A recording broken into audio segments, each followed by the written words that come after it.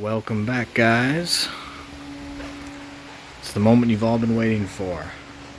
The parts are in. So there's the bar end indicator and the mirror. Much smaller than the ones that are currently on there.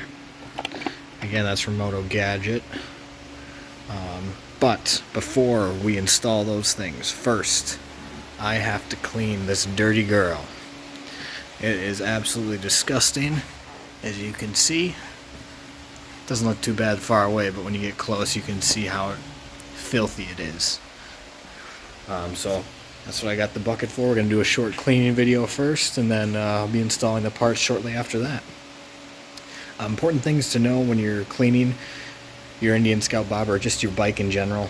Obviously don't be spraying directly into the electronics. I've never used a spray nozzle or anything on this thing. I always just drain the water over it, like pour or rinse it off essentially. Make sure you use a soft sponge or towel while watching, especially for matte black, like on my bike, which, real quick, let's get into it. Matte black, or just any type of matte paint looks like this when you're looking at it. So this would be the top of it when you're looking down. So it's got all these openings in it, which is why it looks so different. When the sun hits it, you know, it has that kind of faded look to it because the sunlight literally comes in and it gets caught in all of these little grooves. But that's also why they get so dirty.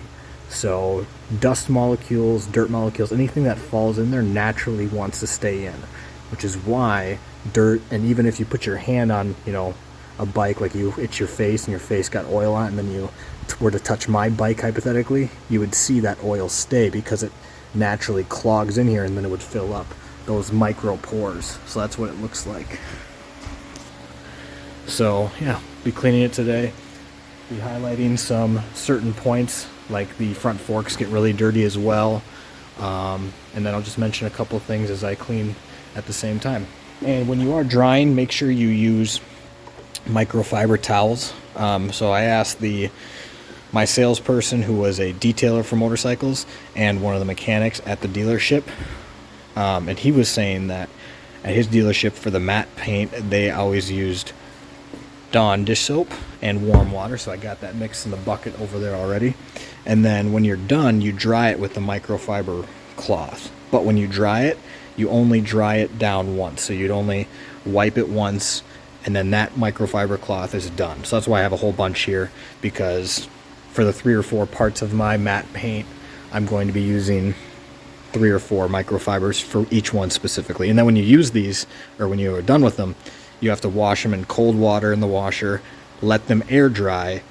That way they don't go bad, and that they're not so hard on your bike when you're using the matte paint. And then here's my soft sponge. But yeah, I'll start with the matte paint first, and then I'll get to all the dirtier, grimier bits. That way my sponge doesn't get too dirty. I pretty much swap a sponge every time I clean this bike, just because I want to get nothing but the best. Otherwise, sit back, relax, and watch me work hard to make this bike clean again. And then after that, I'll be posting another video of the modifications to come.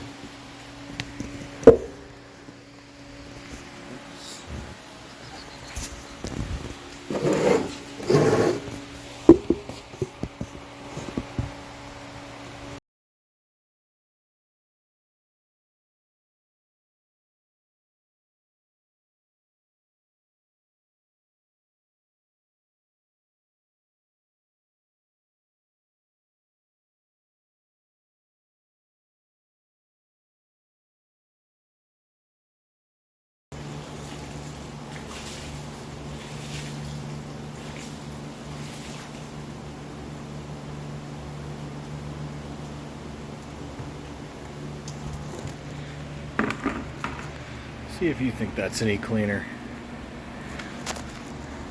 If I was getting ready to show this thing off out in a beautiful sunny day, then you'd want to use distilled water. Technically, distilled water won't leave a spot mark on the matte paint, unlike regular water will, but that looks way better. And in about 15 or 20 minutes, I'm sure it'll be dry enough where I can go ahead and get started on the first modification video for you guys.